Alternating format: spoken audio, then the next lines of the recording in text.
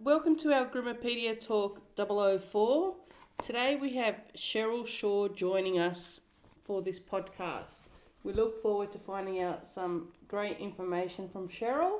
So I'll kick it off with asking her, hi Cheryl. Good morning, Margaret. How are Lovely you? to talk to you. I was just wondering if you can let us know a bit about yourself. So who are you? Yes, certainly. So I'm Cheryl Shaw and I'm a passionate dog lover. I'm the owner of Dog Board, a very comprehensive, multifaceted dog care centre in Newcastle.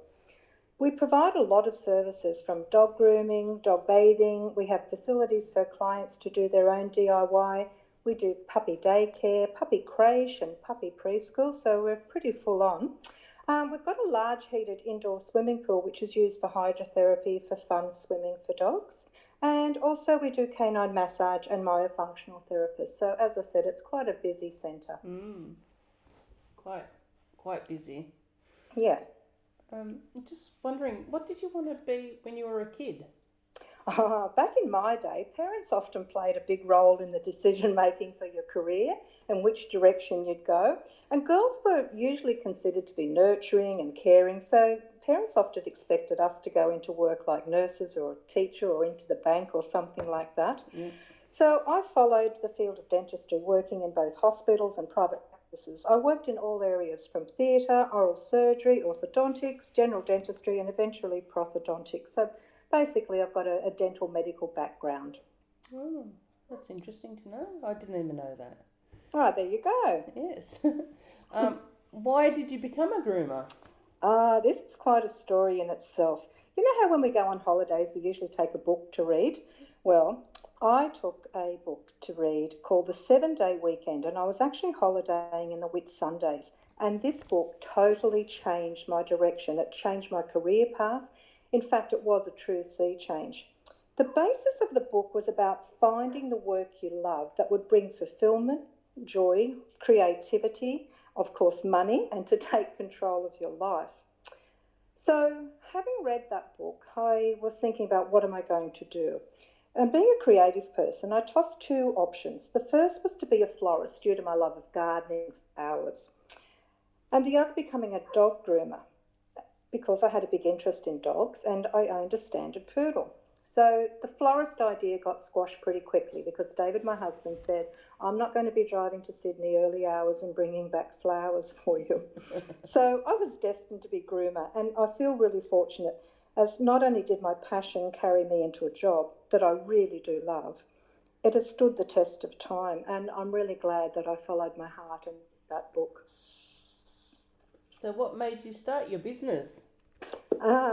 The business Dog Overboard actually wasn't started by me. It was started by somebody else back in the year 2000, and it was started as a health and fitness centre for dogs, but it was really struggling financially, and the previous owners wanted to sell to pursue other venues. So I bought the business and concentrated really hard on dog grooming and daycare services. And now Dog Overboard's in its 20th year. It's grown into the largest multifaceted dog care centre in Australia, and I'm extremely proud to be there. Yeah, I've visited your salon a few times. It's a very nice salon. Happy 20th birthday to you. Yeah, well, that was in May, and we've had this COVID, so it's been a little bit of a non-event, but, there's still next year. We can be 21 next year and enjoy that. That's right. Milestone, yes. How did you find networking with other groomers? Oh, look, I've been so fortunate as some of the groomers I've met when attending seminars and going to competitions have become really wonderful, true, lifelong friends. And, I really value a lot of them so much. I've found that good groomers are really supportive of each other. They are there if you need advice or if you need a question answered, anything. They just really do we all look after one another. And I think things have changed a lot, with the advancement of technology. It's now really easy to work online, networking. And, back in the day, this wasn't available. So it's a wonderful tool that we now have.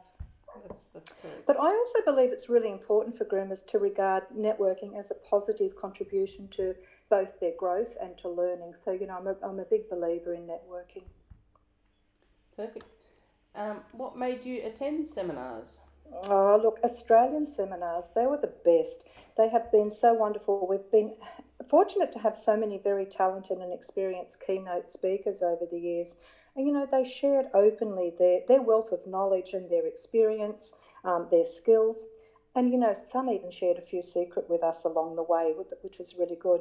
And like so many other groomers, I love learning new things. And, I have a thirst for knowledge.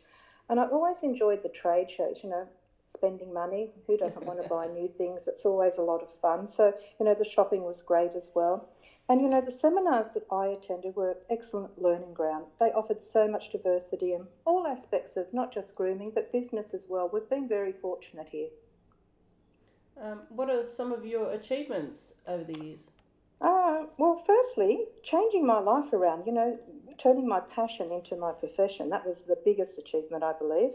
But back when I began grooming, the first formal certificate I did a course and became a companion animal hygienist. From there, I went on to do canine masseur, canine myofunctional therapist, canine hydrotherapist.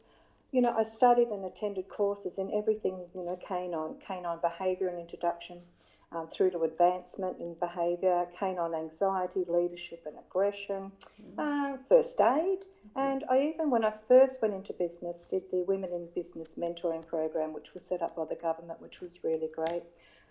For a number of years now, I've been talking on radio in Newcastle. I talk on the highest rating radio channel we have in the area, 2NURFM. I have a program that people can ring in and ask questions, and I answer that, and I also do a little segment about pets. So that's been pretty good. I also am pretty pleased that I was asked to write in the local paper, so I do a monthly article for the paper. But another thing that I really enjoy about success is watching dogs be transformed from, being sometimes matted, which we all, sort of worry about, but being matted and made and transformed into beautiful dogs.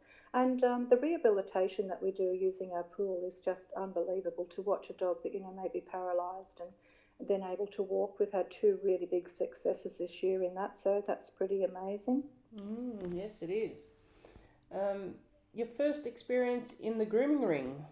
Well, you know what? I've not been a competitive groomer, but I've spent many hours ringside. Everyone knows my face from the side of that ring, and also just encouraging and watching other groomers. In the competition ring, the thing that I really enjoyed was when I was ring steward, because I was up close and personal with everybody. You could see how every other groomer executed their groom. So that was a real growth as well. You learn things from other people just watching. Yeah. I also became the grooming director for the pet industry, and I ran successfully many competitions and seminars, and that's sort of, but no grooming in the for me. Yeah, that's fine. That's when I see Zara in there, taking your place. Oh, well, I might mention that to her today. That's right. Which breed do you cover? Well, I'm an absolute lover of all dogs, whether they be little or big, long hair, short hair. But I'm a standard poodle owner. So, having owned a standard poodle, or I've owned 7 now over the time, I'm really a poodle lover through and through. But I'm happy and confident with grooming all breeds. It makes no difference to me. Yeah. What are some of the risks you've made as a groomer? Firstly, making that career change. Would my dreams be realised? And yes, they were. So I've been really fortunate there. It was a huge risk at the time, leaving something that I knew so well to go into something that I didn't know a lot about. That lifestyle change was massive, and the adjustment to being not only responsible for myself and my family, but for staff too. And, we employ all of our staff members permanently. So, that was a big risk, taking on new staff and more staff, and still remaining profitable at the same time. So, also the fact that my business is open 7 days a week, that's very challenging, running a business that's open 7 days a week. So you do need good business acumen to be successful, I suppose, yeah. You sure do, and you're doing a great job there, Cheryl. Oh, thank you, Mark, yeah. What are some of the success stories? Well, the first success, I suppose, was turning that business that I bought that was failing into a profitable financial success. So that was my main goal at the time was, was I going to survive? Was this going to be successful? And here we are all of those years later, going really well. I've grown the business and continue to put on staff and employ everybody full time. I've won, or not just me, the business, I should say, has won numerous awards for best pet care and grooming business in the Hunter region. We've taken that out for since 2014. We went 2014, 16, 18 and 19. And again this year we're up there, so we should know in October. We've been nominated and we're finalists. And I've been nominated quite a few times as Business Person of the Year. And you know what, I always strive for excellence. So I'm really pleased that sometimes these awards are given, because it encourages everybody to do a good job. Do a good job, that's right. And you're a great person to follow, I think. Oh, thank you. That's really a nice compliment. What is who is your worldwide mentor? Oh, you know what? I take inspiration from so many groomers. I think everybody's got something to bring to the table. There are so many experts out there, and I've, been inspired by so many. So, to name one, I can't, because there's so many that I follow or watch and learn from. The journey of being a groomer, it's forever evolving, and there's so many people. And as I said earlier, with the tools of Facebook and you can just watch so many things and learn from these people who are very willing to give their advice. Yeah, I agree. So many wonderful groomers out there. Yeah. What about tips for a beginner groomer who's starting out?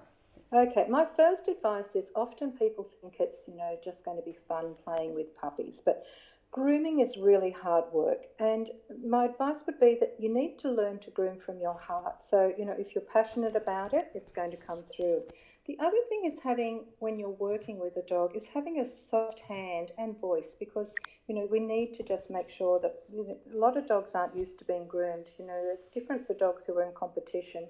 That's a different scene. They're often very used to being handled a lot, but a lot of pet dogs just need that person to be soft and gentle and caring with them. Another bit of advice would be to look after their body and their health, because it's physically demanding. And also to remember that business isn't just about grooming. If you're going to own a business, you need to have really good understanding of the financial challenges that will lay ahead. So, finding somebody that you can, a professional that you can seek, information from, a really good accountant, and somebody that you can work with, a mentor that can help you in that business, because that is really difficult when you're first starting out. But most importantly, loving your job and loving the dogs. That would be my advice. Perfect. Thank you, Cheryl. No worries. Thanks to Cheryl from Dogs Overboard in joining us for our Groomapedia Talk 004, and we look forward to getting feedback on this podcast. Thanks, Cheryl. Thank you a lot, Margaret. Bye-bye. Bye.